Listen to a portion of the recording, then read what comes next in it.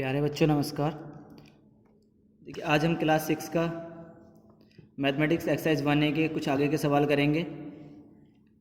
2 सवाल तो मैंने इससे पहले वीडियो में करा दिए थे। इसमें हम क्वेश्चन नंबर तीसरा ले रहे हैं।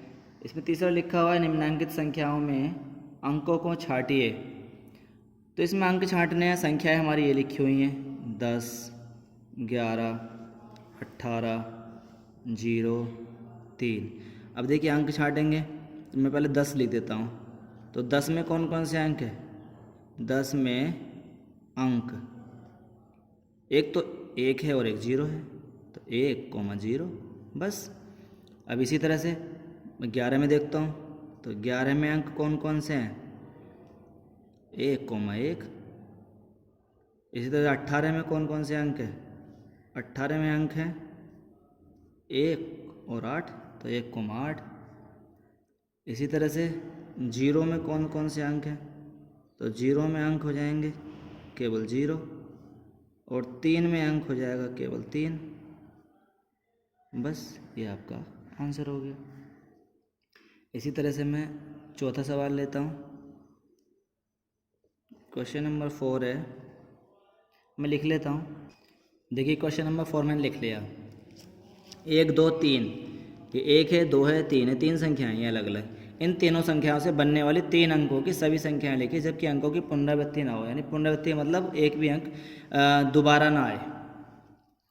तो अब मैं लिख देता हूँ सभी संख्याएं। देखो कौन कौन सी बन सकती हैं। एक तो 1, 2, 3 ये खुद ही बन गई 123। फिर मैं कर सकता हूँ 1, 3, 2, तो 1, 3, 2 132 एक संख्या बन गई।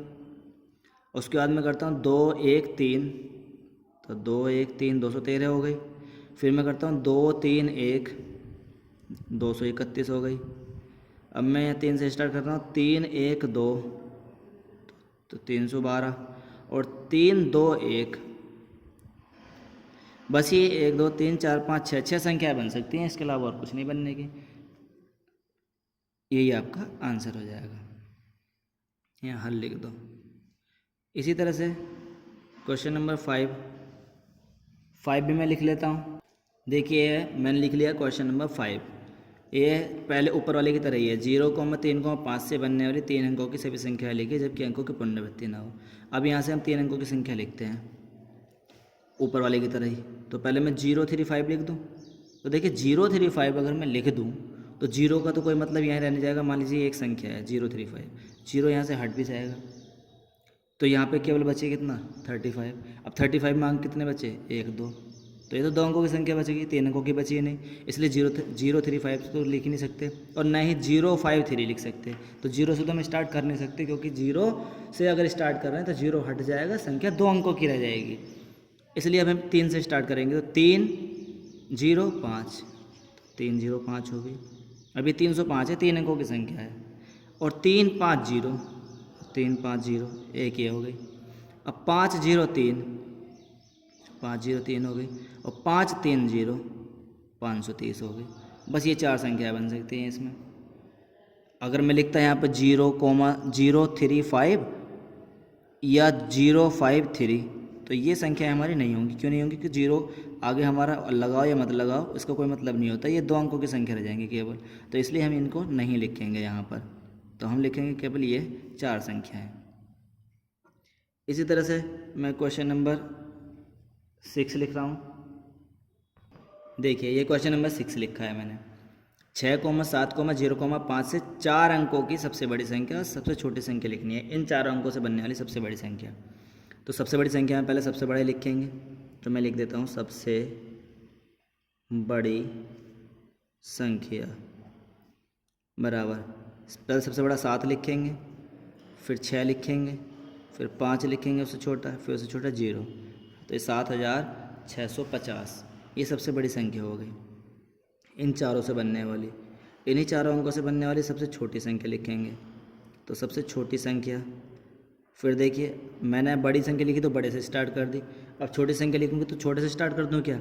जैसे मैं कर दूँ 0, 5, 6, 7। अगर मैं करता हूँ 0, 5, 6, 7 तो ये क्या हो जाएगी 0, फिर आगे आ जाएगा, फिर से 3 अंकों की संख्या बच जाएगी। इसलिए बनानी है हमें कितने अंकों की? 4 अंकों की। तो 0 से स्टार्ट कर नहीं सकते, तो हम कैसे करेंगे? 0 से नहीं करेंगे तो हम 5 से स्टार्ट करेंगे। क्योंकि 5 हमारी 0 से बड़ी है। तो 5 से स्टार्ट कर दिया हमने और 5 के बाद 0 लिख लीजिए, फिर 6 और 7।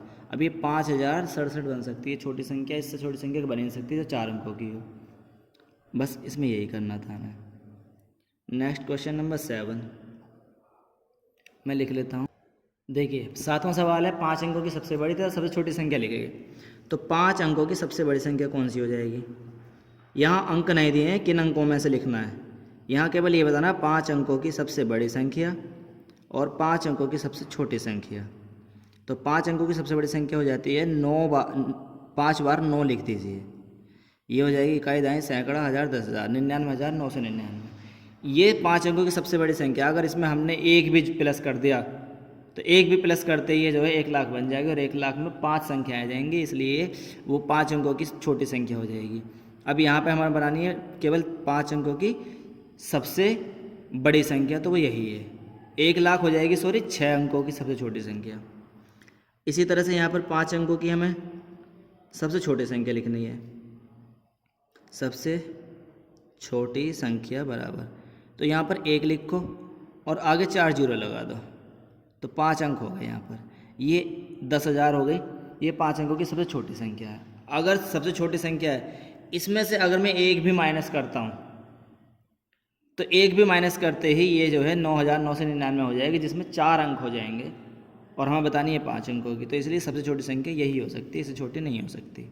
लिखने का तरीका यही है, जब सबसे बड़ी संख्या लिख रहे हैं जितने अंकों की तो उतनी बार 9 लिख दो, और सबसे छोटी लिख रहे हैं तो 1 लगा के बाकी 0 लिख दो। जैसे 5 अंकों की तो 4 जीरो, 4 अंकों की लिखनी है तो 3 जीरो आ जाएंगे।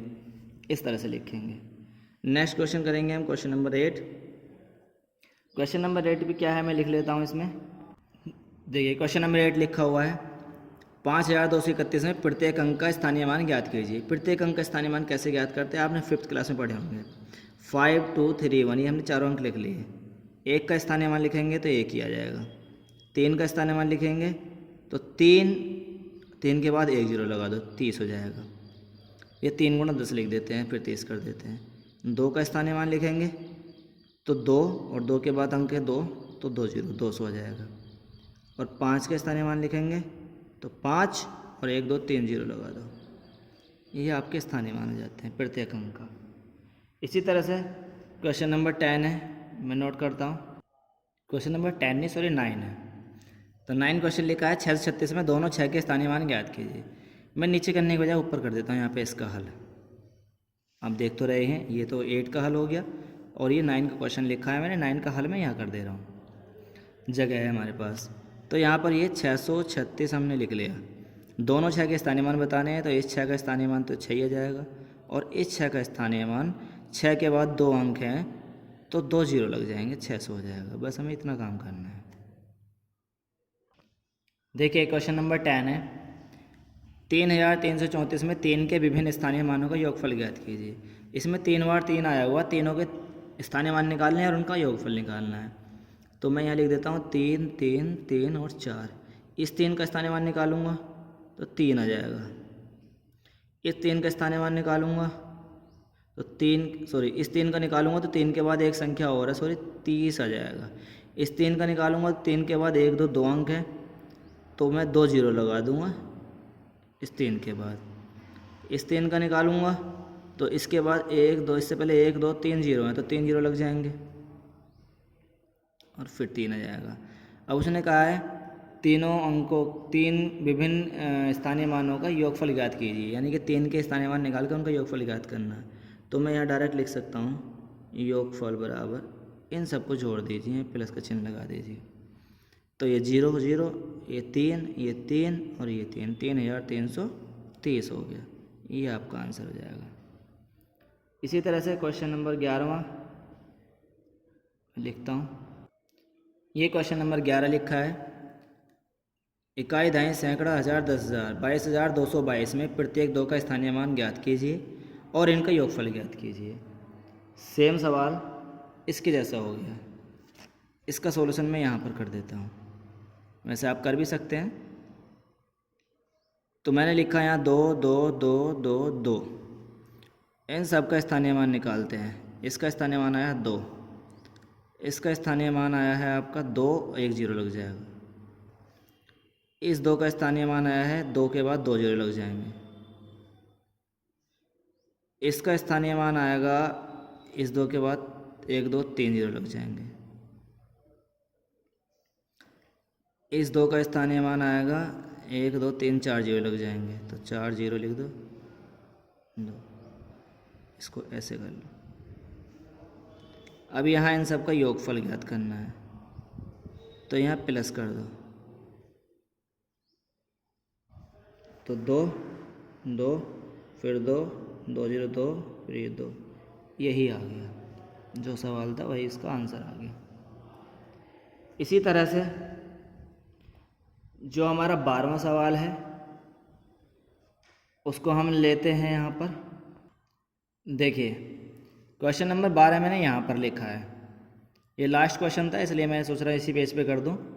तो 545 में प्रयुक्त प्रथम 5 तथा द्वितीय 5 के स्थानीय मानों का अंतर ज्ञात कीजिए।